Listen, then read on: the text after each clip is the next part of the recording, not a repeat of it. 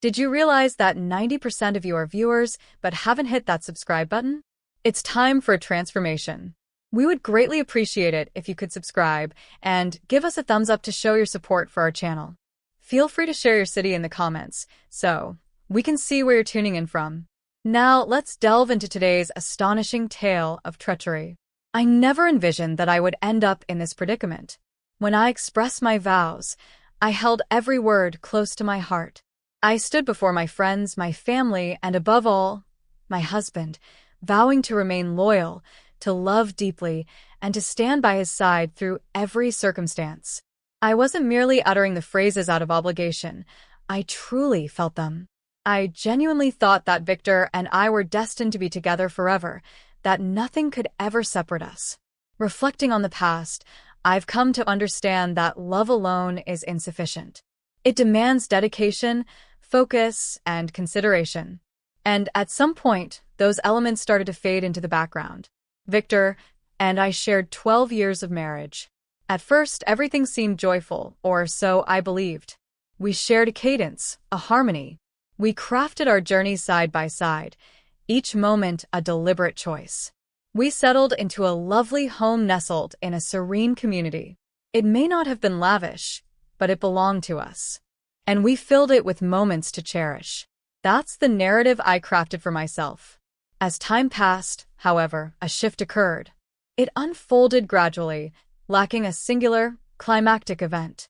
It unfolded slowly, a gradual transformation akin to the shifting of seasons, subtle at first, until one morning you awaken to find that everything has changed. Initially, it was the little details. Victor returned home from work later than usual, weary and preoccupied. As I attempted to engage him in conversation, he would nod and feign interest, yet it was evident that his thoughts were drifting elsewhere. I ceased sharing the details of my day with him, as it genuinely seemed like he had lost interest. The man who once clasped my hand as we lounged on the couch now hardly acknowledges my presence when I enter the room. We ceased our outings for dinner, and the laughter we once shared faded away. Our discussions settled into a familiar pattern. Expenses, food shopping, weekend arrangements. The closeness we once shared dwindled, giving way to a chilling, silent separation. I aimed to resolve it. I longed to extend my hand towards him, to evoke the memories of the affection we once knew. Yet, each attempt left me with the sensation of conversing with someone unfamiliar. I reassured myself that this was typical, that such occurrences are simply part of enduring partnerships. Enthusiasm wanes, and what once thrilled becomes a mere habit. Yet, beneath the surface, I understood that it wasn't completely accurate.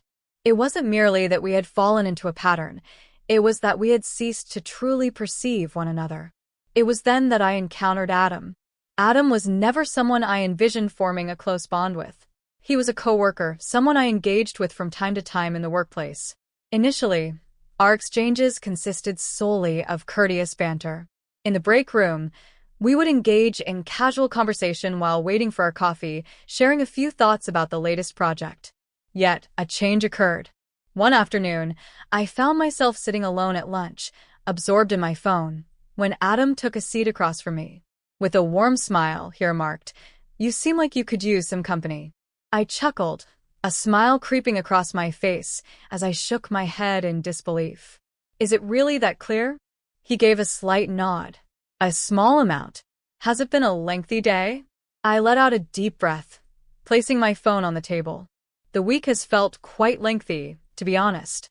He didn't merely nod and carry on as most would. He genuinely inquired, "Do you want to discuss it?" I paused. It had been ages since anyone posed that question to me, especially in a manner that conveyed true interest in my response.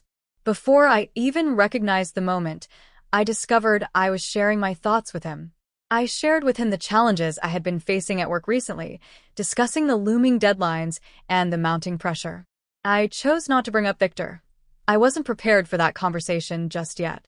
Yet Adam truly paid attention, engaged in the moment. He remained oblivious to his phone and the passing time. He truly listened to me. For the first time in ages, I experienced the sensation of being truly acknowledged. Following that, our conversations began to deepen. Initially, it was pure and simple, just two coworkers exchanging tales, chuckling over shared humor. Yet, as our conversations continued, I increasingly anticipated our next meeting. I began to spend extra time in the break room, wishing to encounter him. I caught myself glancing at my reflection before leaving for work, a habit I hadn't indulged in for years. I reassured myself that it was trivial, merely relishing the company of another, someone who rekindled that feeling of being cherished. Yet beneath the surface, I was aware that I was deceiving myself. One evening, I was immersed in my work, striving to complete a report when Adam entered my office. "Are you still around?" he inquired, resting against the doorframe. I offered a weary smile.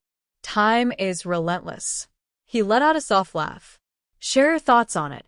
Care for a cup of coffee?" For just a fleeting moment, I paused before giving my assent with a nod. That truly sounds wonderful. We found ourselves in the vacant break room, engaged in conversation long after our coffee had turned cold. The structure stood almost deserted, its corridors hushed, save for the soft buzz of the vending machine. I can't quite put my finger on it, but I confessed at one moment that I feel a surprising ease in sharing my thoughts with you. Adam beamed with delight. "Perhaps it's because you've been longing for someone to confide in for quite a while." His words struck me with an intensity one hadn't anticipated. I averted my gaze, an unexpected wave of vulnerability washing over me. "Perhaps." He extended his arm over the table, lightly grazing my hand. It was a feather-light caress, so fleeting that I could easily convince myself it was merely a figment of my imagination. However, I had no desire to feign. I ought to have stepped back. I ought to have kept in mind my marital status, recognizing the peril in this situation. However, I chose not to. I chose to savor the experience. It wasn't a betrayal, not at this point. In that instant, I realized I was teetering on the brink of something perilous, caught in a dilemma between retreating and plunging forward. I wish I could claim that I held back, that I saw the peril and turned away before it became irreversible. Yet the reality is I had no desire to turn my back.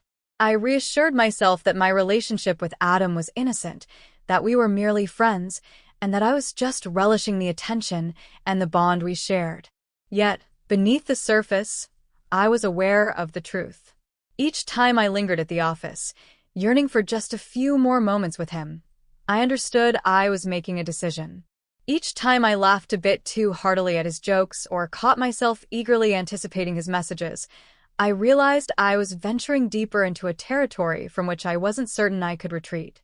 And then, one fateful evening, everything transformed. The day stretched on, a relentless march of fatigue, where every moment felt like an uphill battle against a tide of misfortune. I felt completely exhausted, both in body and spirit. I had not crossed paths with Victor often that week.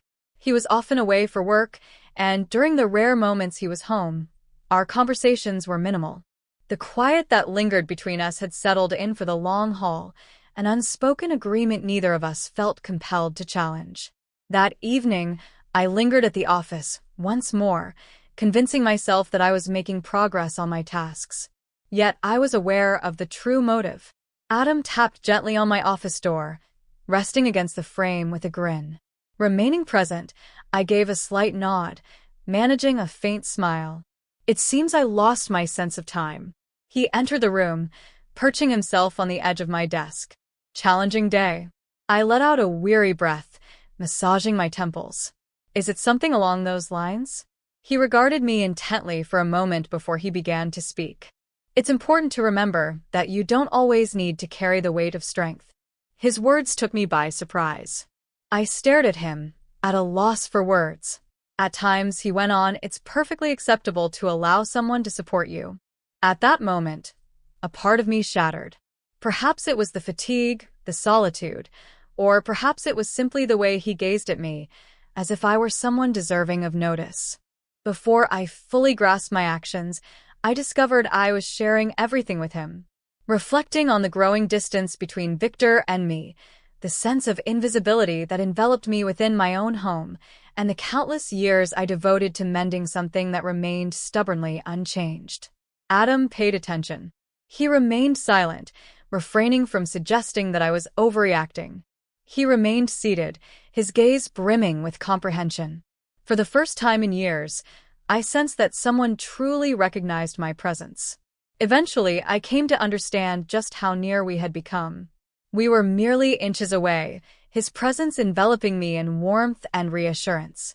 My heart raced as I gazed at him, fully conscious of the moment, acutely aware of how effortless it would be to completely cross that line. However, he hesitated, drawing back just a bit. "I don't want to be the reason behind a choice you'll come to regret," he said softly. His words struck me with an intensity one hadn't anticipated. The reality was, I was uncertain if it would lead to regret. That night, I returned home engulfed in a haze of confusion, more than I had ever felt before. My thoughts were consumed by Adam, by how he had truly listened, by how he had made me feel significant. Yet, I found it impossible to dismiss the guilt that was slowly settling in my chest. Upon my arrival, I found Victor at home, comfortably seated on the couch, engrossed in his laptop. He hardly glanced my way as I entered the room. "Hey," I murmured, gently placing my bag on the ground. "Hey," he murmured, his gaze fixed on the screen. I lingered for a moment, hoping he would inquire about my day, searching for any indication that he still held some concern. Yet he chose not to. Something within me solidified. I strode past him, ascending the stairs in silence. That night, as I lay in bed next to my husband, gazing at the ceiling, a painful realization struck me. I had already gone too far. Perhaps not in the manner that the majority would characterize it. However, on an emotional level, I had departed from this marriage quite some time ago. I found myself uncertain about returning. The subsequent days were steeped in a subtle, yet profound unrest. I steered clear of Adam at work, convincing myself that I had to rein in my emotions. Yet, the harder I attempted to distance myself, the clearer it became how deeply I had grown reliant on him. Then, one afternoon, everything fell apart. Victor reached out to me during the day, an occurrence that was quite uncommon for him. His voice carried a taut precision. "We must have a conversation," he stated plainly. My heart raced. What seems to be the issue? A lengthy silence hung in the air before he finally broke it with his words. "Simply return home." I ended the call, my hands trembling. The journey back seemed to stretch on forever. Thoughts surged through my mind, each one more troubling than the one before. As I stepped into the house, I found Victor already settled in the living room, awaiting my arrival. His expression was a mystery. Yet, there was an unsettling glimmer in his gaze that sent a shiver down the spine. "Myself." He raised his phone high. "Who is Adam?" My breath hitched in my throat. He kept his voice steady. He refrained from casting blame. He remained seated, anticipating a response. I parted my lips, yet silence enveloped me. Victor let out a heavy sigh, his fingers raking through his hair. "I have seen the messages." A wave of panic washed over me. I had always been cautious, leaving no clear traces behind. It was evident that I had erred in some way. My voice faltered. "It's not as you imagine." Victor emitted a sardonic chuckle. "Isn't that what everyone claims?" A piercing pang of guilt washed over me, yet there was an undercurrent of something more. An unforeseen occurrence. Respite. I was weary of concealing, weary of feigning. Tears brimmed in my eyes, yet I held them back with determination. "My intention was never to cause you pain." Victor gazed at me, his face a mask of mystery. "So, what prompted you to do that?"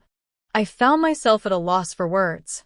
For an extended period, we remained in silence, the heaviness of it all bearing down on us. At last, he let out a sharp breath, his head shaking in disbelief. "I'm uncertain about what unfolds next." I didn't either. However, one thing stood out unmistakably. Everything had changed forever. The stillness that lingered between us weighed more than it ever had before. Victor lounged on the couch, his gaze fixed on the floor, as I remained motionless by the doorway, my heart racing in my chest. I felt compelled to express something, anything, to mend the chaos I had caused. Yet, what could possibly be expressed? I never intended for this to occur.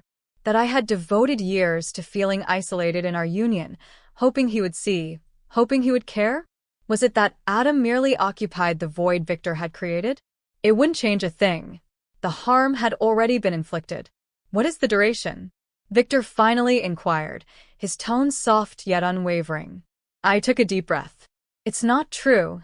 Don't deceive me, Claire. For a moment, I paused before responding. A couple of months.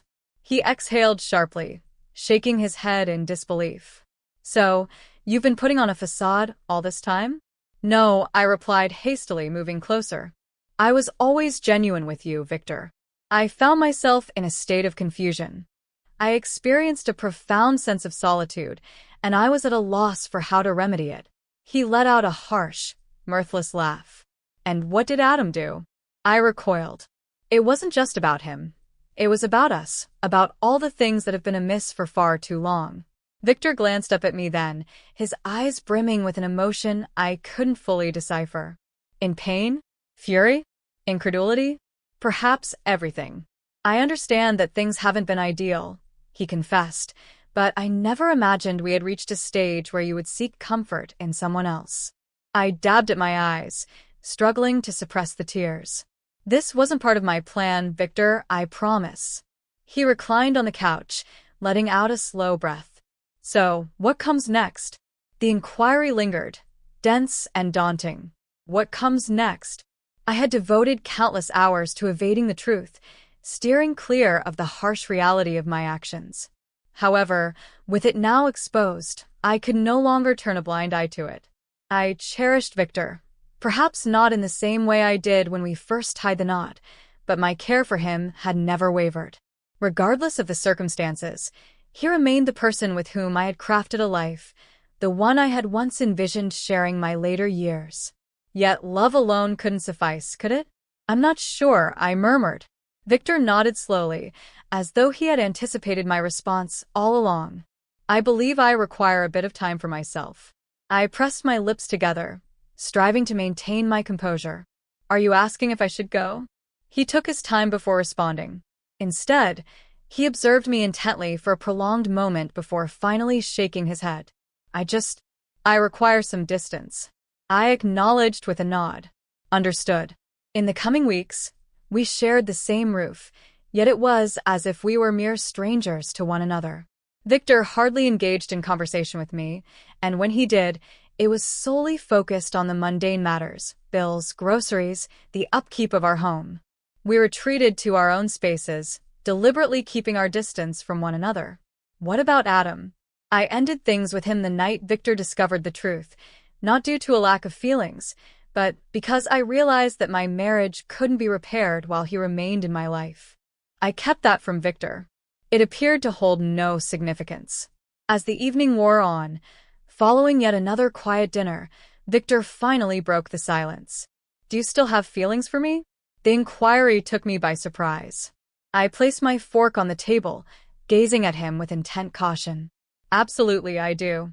He nodded, yet his expression stayed enigmatic. Do you have feelings for him? I paused, contemplating my next move. I'm uncertain. He let out a weary breath, his hand moving to cover his face. That response isn't what I was hoping for. Apologies escaped my lips, a hushed murmur, followed by an extended stillness. At last, he turned his gaze toward me, truly seeing me for the first time in weeks. I wish I could feel differently about you, Claire. A constriction gripped my throat. I don't desire that either. Yet, I'm uncertain if I can find it in myself to forgive you. I nodded, forcing the lump in my throat down. I comprehend. That night, I found myself wide awake in bed, gazing at the ceiling, contemplating whether this was the way it would all conclude. If every year we shared culminated in this moment, this unfathomable decision. The following morning, Victor reached a conclusion. I believe we should take some time apart, he stated over coffee, his tone steady yet resolute. My heart shattered, yet I gave a nod. All right, neither of us mentioned the term separation. Perhaps we weren't quite prepared to confront it just yet. Perhaps we were both clinging to the belief that, in some way, at some point, we might rediscover our path to one another. That afternoon, I gathered my belongings. I found myself without a destination, yet deep down, I understood that remaining was not an option. With my suitcase clutched tightly, I paused at the door, catching Victor's gaze for what felt like the final moment. "I hold no animosity towards you, Claire." Emotion flooded my vision. "I don't harbor any ill feelings towards you either." With that, I turned and left. The future remains a mystery to me. I'm uncertain whether Victor and I will ever discover a path to restore what we once had. For the time being, my only option is to press on, holding on to the hope that one day I will grasp how I arrived at this point.